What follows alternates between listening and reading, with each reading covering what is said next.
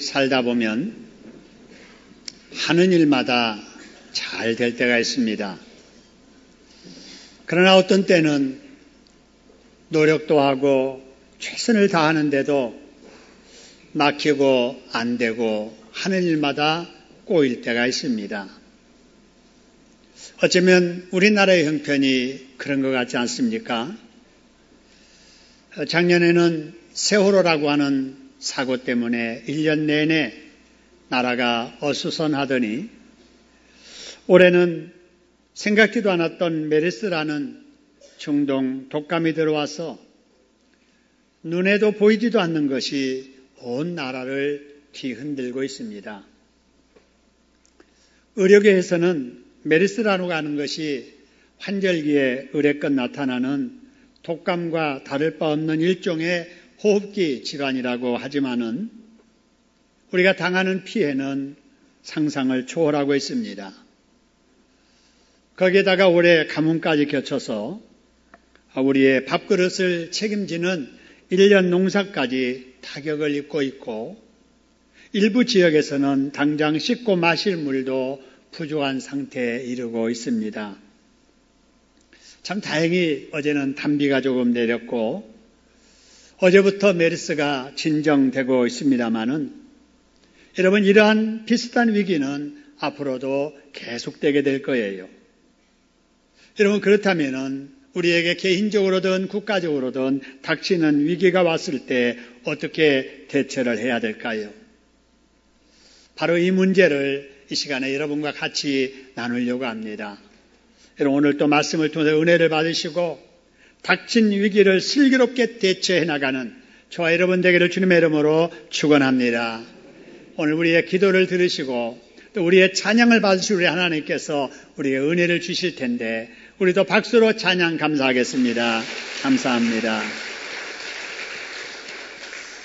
여러분 위기를 우리가 닥칠 때마다 어떻게 대처해야 될까에 대한 지혜는 과거의 선례가 있다면 그 과거에 있었던 역사를 뒤돌아보면서 우리가 지혜를 얻는 것이 참 중요합니다. 며칠 안 있으면은 6.25가 다가옵니다마는 여러분 6.25 전쟁 때 우리가 어찌했습니까? 제대로 준비도 안 된 상태에서 속수무책으로 북한 공산당의 남침을 당했지 않아요. 여러분 이거를 역사의 교훈으로 뒤돌아보면서 오늘 우리가 어떻게 해야 될까를 우리가 배워야 할 것입니다. 하나님께서는 이스라엘 민족이 겪었던 역사를 그래서 바로 우리 성경에 기록하게 하시고 오랜 뒤에 바로 오늘 우리에게 이 말씀을 되돌아 살펴보게 하고 계십니다. 여러분 지난주에도 말씀을 드렸습니다마는 바로 우리가 살펴보고 있는 이 에스라서에 보면은 유다 백성들이 나라를 잃고 바벨론의 포로로 끌려가서 종살이 하다가 70년 만에 돌아오게 됩니다. 여러분 우리 민족도 일본의 식민지 통치에 아픈 역사가 있습니다마는 이스라엘 백성들은 우리보다 훨씬 더 고통을 많이 겪었던 것 같아요.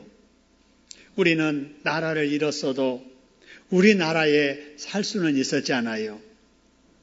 여러분 우리는 36년 그래도 이스라엘에 비하면은 여러분 절반밖에 안 되는 기간이지 않아요.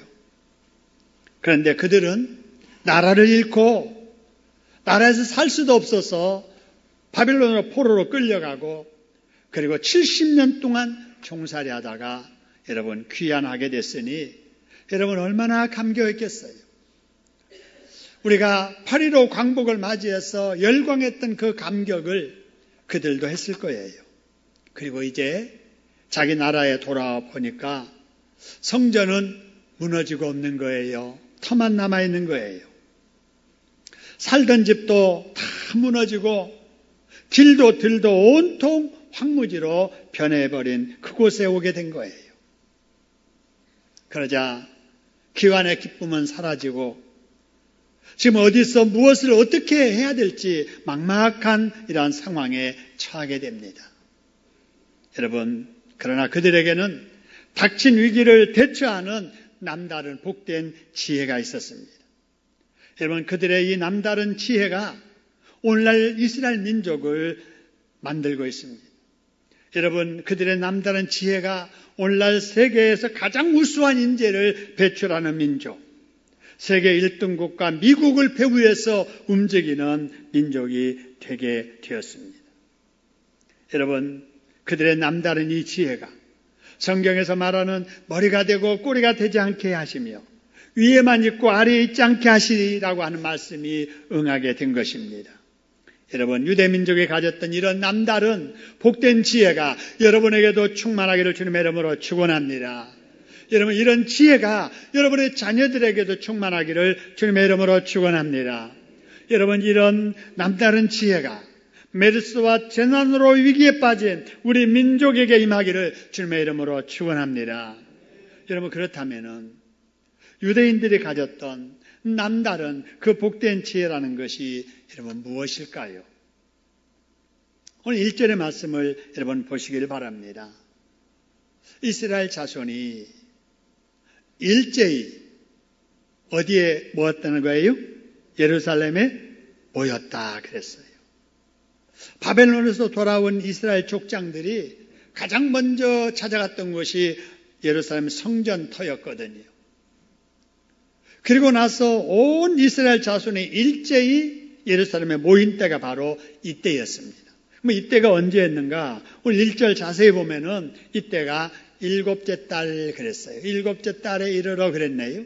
여러분, 여기서 일곱째 달이라고 하는 것은 이스라엘 백성들이 귀환한 지 일곱째 달이 아니고요. 1년 중에 일곱째 달 7월이라 그런 말입니다. 그런데 여러분, 이 7월은 이스라엘 사람들에게 있어서 굉장히 중요한 달이에요. 왜냐하면은 일반 달력으로는 이때가 7월이지만 이스라엘 달력으로는 이때가 1월 달이기 때문에 그렇습니다. 여러분, 그 당시에 사용되는 일반적인 달력은 그냥 이렇게 이때가 7월인데 여러분, 유대인들만, 이스라엘 사람들만 별도의 달력을 가지고 살았어요. 이거를 종교력이라 이렇게 말하거든요.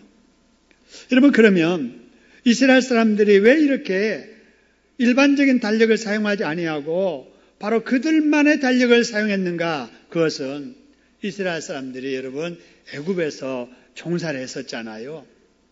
그러고 나서 이제 바로의 정권에서 해방되어서 애굽에서 나오게 되는데 그게 출애굽이지 않아요. 그럴 때 그들은 이날이 새해다. 우리 역사의 새 출발이다. 그래서 그 출발하던 그날을 정월 초하룰로 해서 그들만의 바로 역사 달력을 가지고 사용하고 있는 거예요. 이런 걸 보면은 참 이스라엘 사람들은 단순한 자연의 현상 따라 사는 민족이 아니라 하나님의 인도하심을 따라 사는 민족이라는 것을 알 수가 있습니다. 할렐루야. 여러분, 7월 이때가 언제였느냐? 유대인들이 바벨론에서 귀환한 지 딱 3개월 되던 달입니다. 여러분, 그러니 유대인의 입장에서 보면은 얼마나 바쁘겠어요. 여러분, 살아갈 여건을 여러분 마련하느라고 정신없이 바쁠 때입니다. 그런데도 이스라엘 백성들이 예루살렘에 일제히 모였다고 했는데 뭐 하려고 모였을까라고 하는 거예요.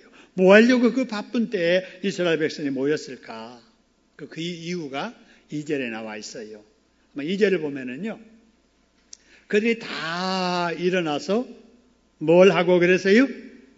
제단을 만들고, 그 다음에 뭘 하려고 그랬어요? 번제를 그 위에 드리려고 했다. 그런 말입니다. 여러분, 하나님의 말씀에 보면은요, 하나님의 사람들이, 이스라엘 사람들이 1월에 지켜야 될 절기가 있었어요. 그 절기가 뭐였는가? 그 밑에 이제 4절에 보면은요, 그 절기가 초막절이었고요. 그때에는 또 번제를 드리는 일이 있었습니다. 여러분, 이렇게 자기 나라에 돌아와서 지금 정신없이 바쁠 때에 바로 그들이 바로 이거, 하나님의 성경에 지키라고 하는 이 절기 지키려고 바로 예루살렘에 모였다라는 거예요. 여러분, 이걸 보면서 우리가 깨달을 수 있는 것은 이스라엘 백성들은 언제나 이렇게 하나님 중심이었고 하나님 중심인 그 신앙은 말씀 중심이었다는 사실이에요. 그리고 항상 이스라엘 백성들은 우선순위를 정확하게 지키고 살았다는 거지요. 여러분, 우리가 이 세상을 살면서 참 지혜가 무언가, 그거는 우선순위를 잘 분별해서 사는 거예요. 우리가 여러분 해야 될 일이 많이 있잖아요. 이것도 해야 될 일이고 이것도 해야 될 일이에요. 근데 이 중에 먼저 해야 될 일은 있고 나중에 해도 될 일이 있는데 사람들이 이것을 혼동해가지고 지금 나중에 해야 될 일을 지금 하다가 지금 해야 될 일을 못하는 일이 생겨요. 그러면 인생은 꼬이기 시작하는 거예요. 아까 일부 예배 때에도 우리 학생들에게 그렇게 말씀을 전했어요. 우리 학생들이 정말 많이 실수하는 경우가 어떤 경우냐면은 지금 해야 될 일과 나중에 해야 될 일을 구분하지 못하고 나중에 해도 될 일을 지금 하느라고 지금 해야 될 공부를 등한히 하다가 후회하는 사람들이 많이 있다. 그러니 예수 믿는 우리 학생들은 절대로 그러지 말아라. 나중에 할 일은 뒤로 미루고 지금 해야 될 일은 지금 해야 된다. 지금 해야 될 일을 기도하면서 공부에 집중하는 거다. 여러분 이렇게 가르쳤어요. 잘 가르쳤어요? 잘못 가르쳤어요? 잘 가르쳤잖아요. 그래서 여러분의 자녀들을 교회 보내면 공부도 잘하고 믿음도 좋은 여러분 성공적인 인격자가 됩니다. 할렐루야. 우리 자녀들을 교회에 많이 보내셔야 돼요. 우리 어른들도 마찬가지예요. 우선순위를 혼동할 때가 많이 있습니다. 우선순위 혼동하면 절대로 안 됩니다. 내가 지금 해야 될 일 무언가를 알고 나중에 해야 될 일은 그 뒤로 미루고 그것은 나중에 하면 좋고 안 해도 상관없는 이런 삶을 여러분 살아가시기를 주님의 이름으로 축원합니다. 여러분 이스라엘 백성들의 상황을 한번 생각해 보세요. 여러분 이스라엘 사람들 지금 절기 지켜야 되는 것을 맞지 않아요. 그래서 인간으로 생각하면 우리가 하나님을 믿는 사람들로서 하나님의 말씀에 나타난 이 말씀 지키는 것도 중요하지만 우리가 지금 어느 때냐? 지금 포로 생활하다가 온 지 3개월밖에 안 돼서 지금 주변 준비도 잘 안 돼 있는데 올해는 그냥 지나가자. 그리고 내년부터 잘 지키자. 그러면서 여러분 이때 안 모일 수도 있잖아요. 그런데 그들은 그러지 않았다는 거예요. 여러분 오늘날로 말하면은 다음 주일은 연휴가 끼어 있으니까 가족과 함께 놀러 가고 연휴가 없는 주일날 교회 가서 열심히 예배드리고 봉사하면 되잖아. 그렇게 여러분 말할 수 있잖아요. 그러나 그렇게 하면은 안 된다는 것입니다. 여러분 그들은 인간적인 핑계거리 삼아서 하나님의 말씀을 어기지 않았다는 거예요. 아무리 바빠도 아무리 급한 일이 있어도 하나님의 말씀을 우선해서 지켜야 된다고 생각하고 여러분 급한 일 다 제껴놓고 예루살렘에 절기 지키고 번제 드리려고 모였다는 거예요. 여러분 이것이 바로 그들이 가졌던 남다른 복된 지혜입니다. 여러분 하나님의 말씀을 어기기 위해서 핑계하는 꼼수를 버려버리고 아무리 바빠도 하나님의 말씀대로 살려는 이런 지혜가 저와 여러분에게 있기를 주님의 이름으로 축원합니다. 그러면 여러분 하나님께서는 왜 1년을 시작하는 정월에 이렇게 모여서 절기를 지키라고 하셨을까 하는 거예요. 바로 그것은 새로 맞는 기회를 하나님이 허락해 주시는 바로 기회로 알고 인정을 하고 하나님 안에서 새로운 시작을 하라는 거예요. 그 정신으로 우리가 실천하고 있는 신앙생활이 여러분 새벽 기도회입니다. 여러분 새벽 시간이 바로 어떤 시간인가? 하나님이 내게 새롭게 주신 한날이라고 하는 기회예요. 그래서 하나님이 오늘 한날을 내게 기회로 주셨구나. 그러니까 내가 오늘 하루를 하나님과 더불어서 살아야지 여러분, 이렇게 생각하는 사람들이 모여서 기도하는 것이 새벽 기도회입니다. 할렐루야. 여러분, 꼭 그렇게 하셔야 돼요. 여러분, 하루의 첫 시간을 하나님 말씀을 듣고 기도하고 시작하는 사람하고 그렇지 않는 사람하고는 여러분 달라요. 여러분, 하나님 앞에 날마다 하루의 첫 시간을 하나님과 더불어 시작하시기를 주님의 이름으로 축원합니다. 여러분, 새벽 5시에 어디 직장을 가야 되고 새벽 5시에 도무지 집을 비울 수 없는 사람이라면 다른 시간에 기도하세요. 그러나 그렇지도 않는 분이라면 여러분, 새벽 시간을 놓치지 마세요. 하나님 앞에 나와서 말씀 듣고 기도하면서 여러분 하루를 살 때 하나님의 그날을 책임져 주시고 복된 길로 인도하여 주실 줄로 믿습니다. 여러분, 그리고 한 주를 허락하신 하나님께 감사하며 그 한 주간의 첫날을 하나님 앞에서 시작하는 삶이 바로 뭐냐? 여러분, 주일을 지키는 일이에요. 여러분, 한 주간이 하나님이 주시는 기회를 생각하고 하나님 안에서 기도로 말씀으로 시작하는 그 사람의 한 주간 하나님이 책임져 주실 줄로 믿으시기를 소원합니다. 여러분, 오늘 이 시간 우리가 이렇게 나온 이유가 무엇입니까? 바로 그런 정신 아니에요? 그래서 이번 주간의 한 주간 하나님이 내게 주신 기회로 알고 하나님 안에서 살겠습니다. 이런 마음으로 주일날 이렇게 나와서 예배드리잖아요. 어떤 일이 있어도 여러분 주일에는 예배에 빠지지 말고 출석을 잘해서 말씀으로 은혜 받고 새로운 한 주간을 하나님의 도우심과 인도하심으로 살아가는 여러분 되기를 주님의 이름으로 축원합니다. 여러분, 시작을 하나님과 함께하면 과정도 좋고 결과도 좋습니다. 여러분, 오늘 이 말을 배우시고 우리 옆 사람들에게 이렇게 말했으면 좋겠어요.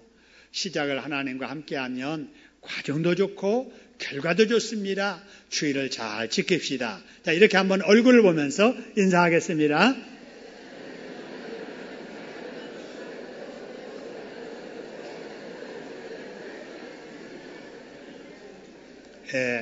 애우기가 쉽지 않지요? 그렇습니다. 시작이 좋으면 과정도 끝도 하나님께서 좋게 하실 줄로 믿습니다. 그러기 위해서 새벽 기도 생활, 그러기 위해서 주의를 지키는 생활을 잘해야 됩니다. 자, 그러면 당시 유대인들이 절기를 지켰다 그랬는데 어떤 자세로 지켰는지 여러분 3절을 한번 보시길 바랍니다. 3절 보니까 무리가 이스라엘 백성들, 유대인들이 모든 나라 백성을 뭐 했다 그래서요? 두려워했다는 거예요. 여러분, 여기서 모든 나라라고 하는 것은 유대인들 옆에 있는 다른 이웃 나라들을 말해요. 여러분, 이웃 국가와 좋은 관계로 지내는 나라들은 별로 없어요. 이 세계에서 그래도 주변 국가와 가장 사이좋게 지내는 나라가 미국과 캐나다 정도가 아닐까 싶어요. 근데 이웃 나라하고는 다 관계가 거의 안 좋습니다. 뭐 이렇게 싸우지는 않아도 감정적으로 항상 이 경쟁의식을 가지고 서로 이렇게 안 좋아요. 뉴질랜드와 호주가 굉장히 가까운 나라잖아요. 경제적으로도 또 어떤 문화 정치적으로도 거의 한 나라와 비슷해요. 그러나 스포츠 할 때는 항상 적이에요. 그래서 항상 이렇게 서로 이렇게 경쟁을 합니다. 우리나라도 마찬가지예요. 여러분, 일본이 저 유럽에 있다면은 지금처럼 우리 일본과 우리 사이처럼 이렇게 긴장관계, 안 좋은 관계가 아닐 거예요. 이웃에 있다 보니까 자꾸 이렇게 부딪히는 일이 많이 있게 되고 그래서 관계가 안 좋지요. 여러분, 이 당시 유대 나라도 마찬가지예요. 여러분, 바벨론에서 돌아온 유대 민족은 소수잖아요. 아직 안정도 안 됐잖아요. 근데 주변의 나라들은 많은 인구, 그것도 안정된 생활을 하면서 이웃 나라 여차하면 공격하려고 군사적인 대비를 다 하고 있었던 나라들. 더구나 유대인 민족과 주변 나라하고는 신앙이 다르잖아요. 주변 나라는 우상 섬기는 나라, 유대인들은 유일신 하나님을 믿는 나라이기 때문에 주변 나라들이 언제나 바로 이스라엘을 원수로 위협을 했던 그런 상황.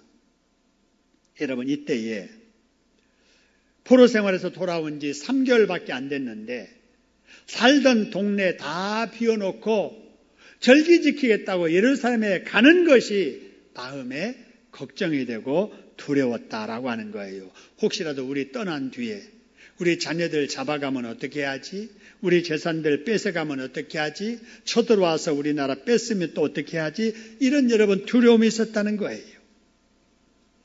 여러분, 그렇기 때문에 인간적으로 생각하면은 이번에는 모이지 맙시다. 아무리 절기를 지켜야 된다고 하지만은 이번은 상황이 그러지 않지 않습니까? 내년부터 안정된 뒤에 철저하게 잘 지킵시다. 그러면서 예루살렘에 안 갈 수도 있잖아요. 그런데 당시 유대인들은 그러지 않았습니다. 그들에게 남다른 이런 복된 지혜가 있었습니다. 그게 뭔가? 여러분 3절을 다시 보시기 바랍니다. 자, 이들이 두려워해서 뭐 했느냐? 두려워해서 가지 말자. 올해는 가지 말자. 그게 아니고 두려워해서 그들이 뭘 했고 그래서요? 제단을 세우고 그 다음에 뭐 했다고요? 여호와께 번제 드렸다라는 것입니다. 여러분, 이 지혜를 우리도 배울 수 있기를 주님의 이름으로 축원합니다. 여러분, 유대인들이 이 당시에 두려워했던 것처럼 우리도 두려움이 있습니다. 어떤 두려움이 있습니까? 메르스에 감염될까 하는 두려움이 있잖아요. 풀리지 않는 경제적인 어려움이 있잖아요. 대책 없이 다가오는 노후에 대한 두려움이 우리들에게 있지 않아요. 좀 신앙을 생각하는 분이라면은 믿음 생활을 제대로 못하는 자녀들처럼은 안 되는데라고 하는 신앙에 대한 두려움도 있지 않아요. 여러분, 이처럼 두려운 일이 있을 때 우리는 어떻게 해야 될까요? 여러분, 요즘 혹시라도 몸에 열이 나고 불편하면 아니면 나도 모르게 삼성병원에 다녀왔다면 몸조심해야 되겠지요. 혹시라도 나 때문에 다른 사람에게 피해를 줄까 해서 자신을 조심하는 것은 좋지만 그렇지 않는데도 메르스에 감염될까 두렵다고 해서 마땅히 해야 할 일도 못한다면 여러분, 이거는 안 될 일이잖아요. 본문에 소개되는 이스라엘 사람들처럼 걱정되고 두려운 일이 있을수록 하나님을 더 가까이 하고 하나님께 예배드리고 기도하기에 더 힘쓰는 이런 지혜가 저와 여러분에게 있기를 주님의 이름으로 축원합니다. 여러분, 그러면 우리가 예배를 드리고 기도 생활을 할 때 어떻게 해야 될까? 4절에 보니까 이런 지혜가 있어요. 자, 이들은 초막을 지켜요. 초막절을 지키고 여러분 번제를 드려요. 그런데 문제는 여러분 초막절을 지켜도 어떻게 지켰다 그랬어요? 기록된 규례대로 지키고 번제를 드려도 멋대로 드렸다고 그랬어요? 정수대로 드렸다 그 말입니다. 우리 여기 김정수 집사님 계시죠? 정수, 정한 수대로 그 말이에요. 나름대로, 내 생각대로 그렇게 하지 않았다라고 하는 사실입니다. 여러분, 성경에 보면은요, 이 초막절을 지켜도 언제 지키는가? 정월 보름날부터 스무 이튿날 22일까지 지키도록 되어 있어요. 그런데 여러분, 번제를 또 이렇게 드려도 어떻게 드리는가? 번제는 매일 드려야 되는데 기간 동안에 첫날에는 짐승을 드려도 송아지도 수송아지 그것도 몇 마리? 13마리를 드리게 돼 있어요. 그래서 계속 드리는데 끝날 때까지 몇 마리 드려야 되느냐? 215마리를 드려야 됩니다. 이게 규정이에요. 여러분, 그래도 어떤 사람은 이렇게 말할 거예요. 아무리 규정이 그래도 성경에 그래도 이번에는 상황이 바쁜 때잖아. 지금은 안정되지 않았잖아. 올해는 간단히 드리자. 그리고 내년부터는 철저히 지켜드리자. 이렇게 할 수도 있잖아요. 그런데 그들은 그러지 않았다는 거예요. 절기를 지켜도 규례대로 지키고 번제를 드려도 정수대로 그 제물을 다 드렸다라고 하는 사실입니다. 여러분, 이것이 그들이 가졌던 남다른 복받는 지혜입니다. 할렐루야. 저와 여러분들도 이런 신앙을 본받으기를 주님의 이름으로 축원합니다. 여러분, 주의를 지켜도 에이, 한 번쯤 빠지면 어때? 그런 생각하면 안 된다 그 말이에요. 11조를 드려도 에이, 형편 풀리면 나중에 하면 어때? 여러분, 그렇게 신앙생활 하면은 항상 그런 신앙생활에서 벗어나지 못하는 거예요. 여러분, 어렸을 때 저희 동네에는 7월 칠성날이 되면 그 바쁘게 일하던 농부들이 국민학교에 모여가지고, 초등학교에 모여가지고 운동회를 했어요. 그 운동회는 동네 잔치입니다. 이제 뭐 음식 만들고 또 그래가지고 이제 다 와서 운동회 같이 참석하고 점심 때 아이들과 함께 또 같이 음식을 나누고 아이들 운동하는 것을 같이 즐기면서 응원하고 기뻐하고, 여러분, 그 중에 제일 재밌는 게임이 하나 있습니다. 그게 뭐냐면은 어머니 달리기. 그래서 이제 어머님들이 나와가지고 쭉 서서 달리기를 하는 거예요. 그럼 어머님들은 무슨 여러분 운동화가 있습니까? 무슨 반바지를 입었습니까? 그냥 길게 늘어진 치마 입고 그냥 자꾸 뛰는 거예요. 가다가 넘어지기도 하고 마음은 급해서 막 달린다고 하는데 앞으로는 잘 안 가지고, 더구나 이제 릴레이 하게 되면은 그냥 앞에 사람들 그냥 떨어졌는데 빨리 달리고 싶어가지고, 여러분, 운동장 가운데로 가로질러서 달리는 엄마들이 꼭 해년마다 한 사람씩 나와요. 근데 그 사람이 분명 결승점에는 먼저 왔어요. 근데 상 받아요? 못 받아요? 못 받아요. 왜 그러느냐? 법을 어긴 거예요. 여러분, 경기를 해도 정해진 규정대로 여러분 경기를 할 때 경기 이후에 여러분 상을 받을 수 있잖아요. 여러분, 신앙생활도 마찬가지예요. 신앙생활을 내 기분대로 하면 안 돼요. 내 생각대로 하면 안 돼요. 오늘날 신앙생활을 해도 내 생각대로 나름대로 신앙생활하는 사람들이 얼마나 많은지 몰라요. 여러분, 우리는 신앙생활을 어떻게 해야 되는가? 어려울수록 나름대로 신앙생활을 하지 말고 말씀대로 신앙생활을 해야 됩니다. 할렐루야.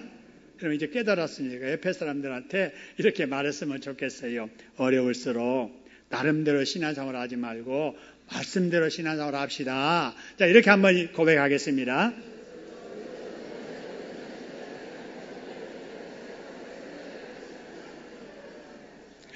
여러분, 그렇게 말씀하셨지요? 그렇게 하시는가 제가 볼 거예요. 말씀대로 신앙생활을 해야 됩니다. 그 다음으로 5절 6절을 한번 보면은요, 5절 6절에 이스라엘 백성들이 이때 절기 때만 이렇게 한 게 아니라는 거예요.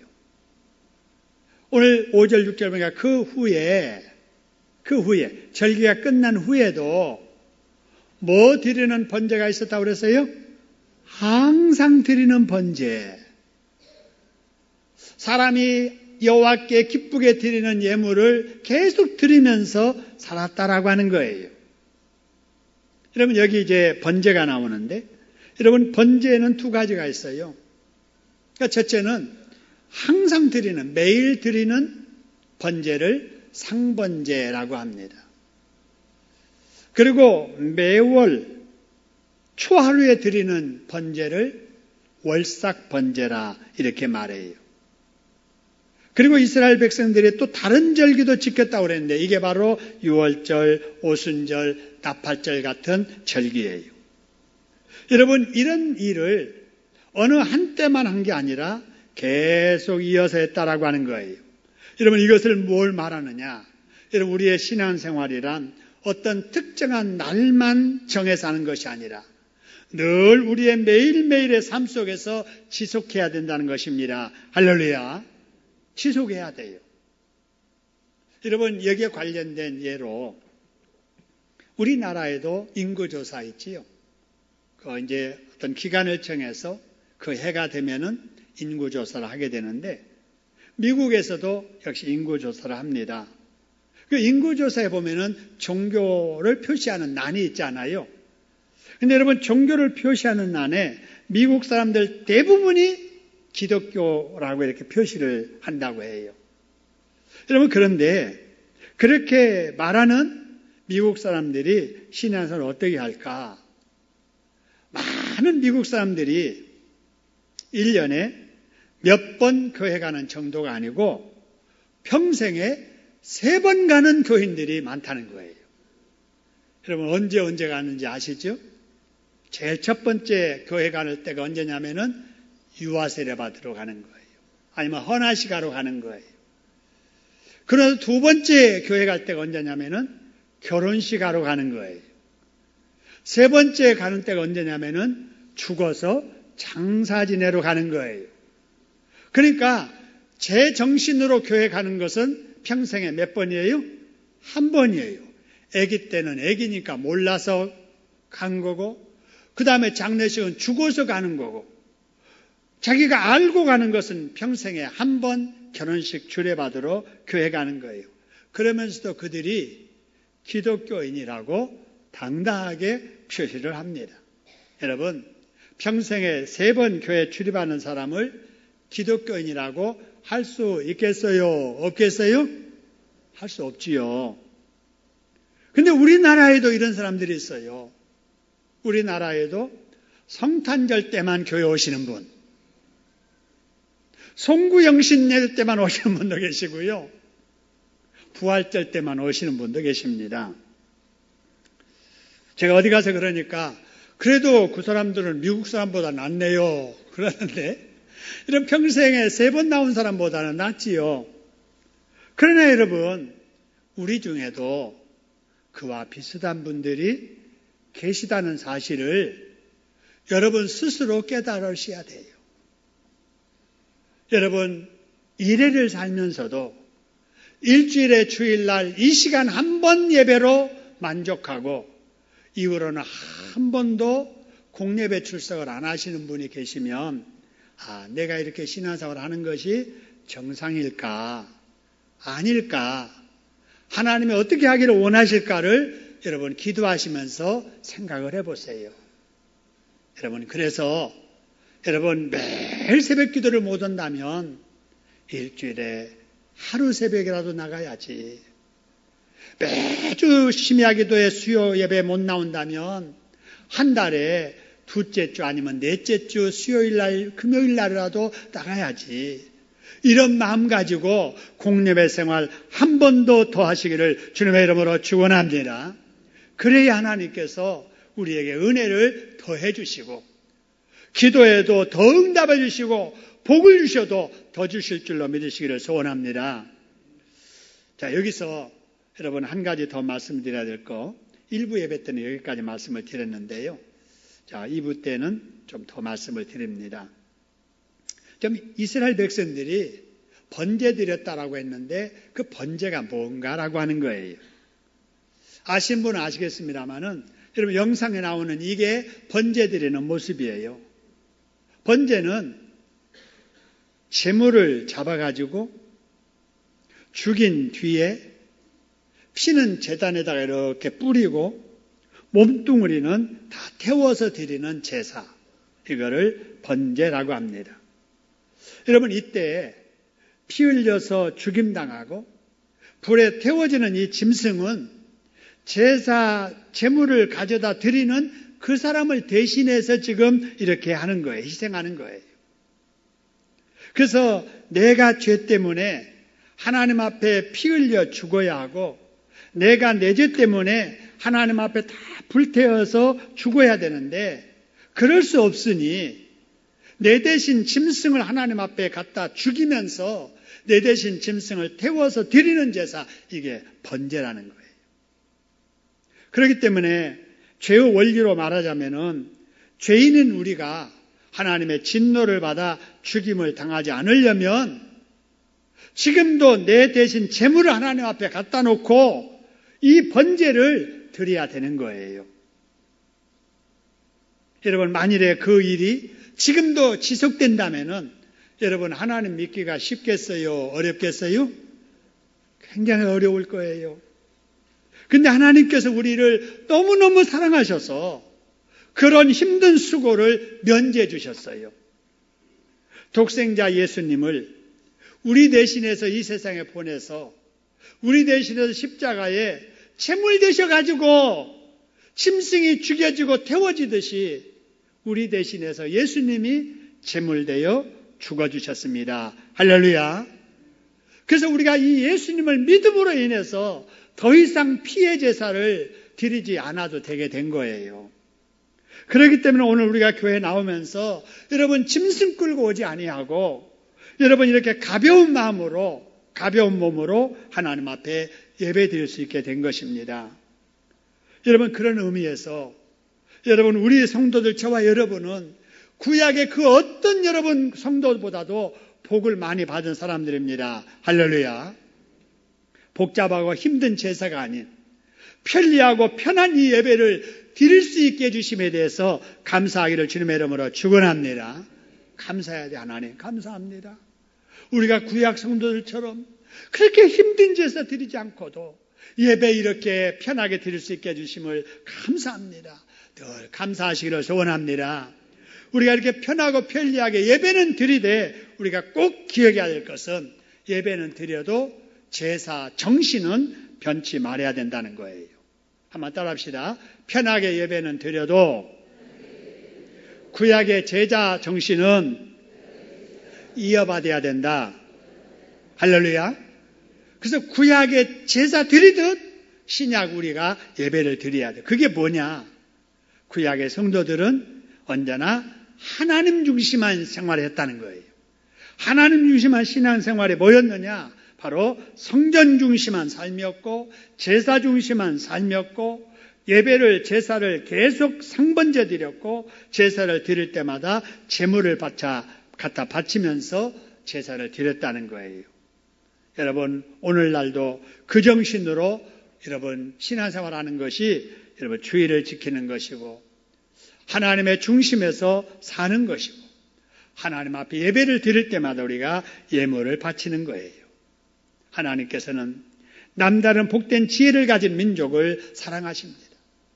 우리 하나님께서는 남다른 복된 지혜를 가진 사람을 사랑하시고 여러분 축복을 해주시고 그런 가문에 복을 허락해 주십니다. 할렐루야. 저와 여러분이 이런 남다른 이런 지혜를 가지고 하나님의 눈에 들게 신앙생활을 하심으로 영육이 잘 되는 복을 받으시기를 주님의 이름으로 축원합니다. 자, 기도 제목을 여러분 두 가지 보겠습니다. 기도 제목 두 가지입니다. 자, 같이 한번 읽어보겠습니다. 시작. 어려울수록 하나님을 의지하고 기도하게 하소서. 2번이요. 나름대로 살지 않게 하시고 말씀대로 살게 해주세요. 여러분 이런 지혜가 여러분이 있기를 소원합니다. 오늘 두 가지 제목을 보면서 같이 한번 마무리 기도하겠습니다. 기도합니다.